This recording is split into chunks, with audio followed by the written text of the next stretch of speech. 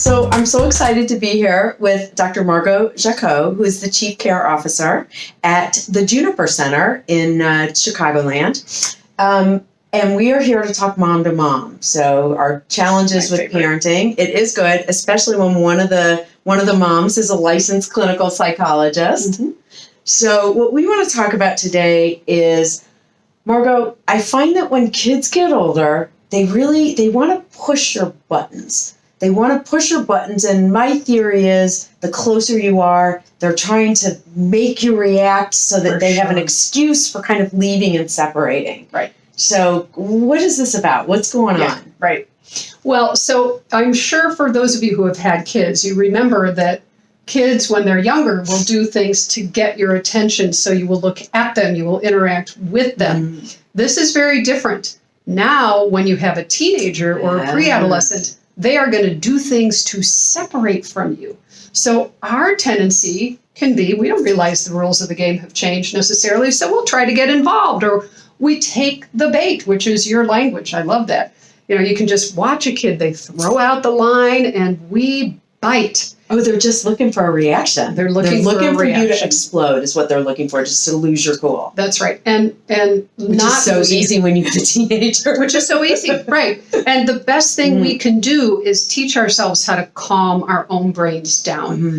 So, but to the point of kids wanting to hook you, they're not trying to be mean. They're not trying to be hurtful. This is part of that developmental process. And I'll tell you, my children, and probably yours too, I don't know about yours, they're exquisite at figuring out the things that will drive you crazy. And then that's what they're going to do. Yeah. If grades are the most important thing to you, I forgot my homework at school. I don't know what happened. For me, it's foul language is big and being respectful.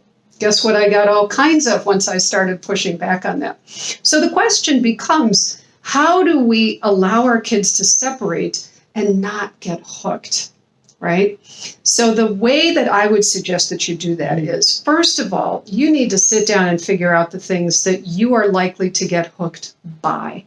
Grades, language, tidy rooms, not coming home on time, all things that are important. I don't disagree with that. But how you approach your kids, making sure they feel like there's an element of control or a choice for them, especially as they get to be older teenagers, is imperative. Do you think you should pick your battles? Because you just listed about 5 or 6 things. Totally. Totally. And knowing that if I decide I'm going to really crack down on this thing, I might see more of it. Mm. So it's really important, right? So if you say don't drop an F-bomb. Boom. Right? Exactly. Yeah. So I might say, well, it's up to you. If you decide to use that language, I know you're wanting us to buy this thing for you and you're having to earn this money. Mm-hmm. You just lose $2 every time you drop that F-bomb. Mm-hmm. So it's up to you. I am now making it unpleasant for him and less attractive for him to drop that F-bomb. Okay. I guarantee you he'll choose something else, but it probably won't be that. Mm-hmm. So I want to be really careful about how I'm doing that. Certain things are non-negotiable. Right. When you need anything to get home, with safety. Anything with safety, that's non-negotiable. Right. But a lot of these other behaviors, it's just that they want to get a reaction, they want to push you away. I actually found in our house that my son would say something, whether it was about school or something like that, and I knew it was designed to get me to get upset. Yep. And so I would just change the subject.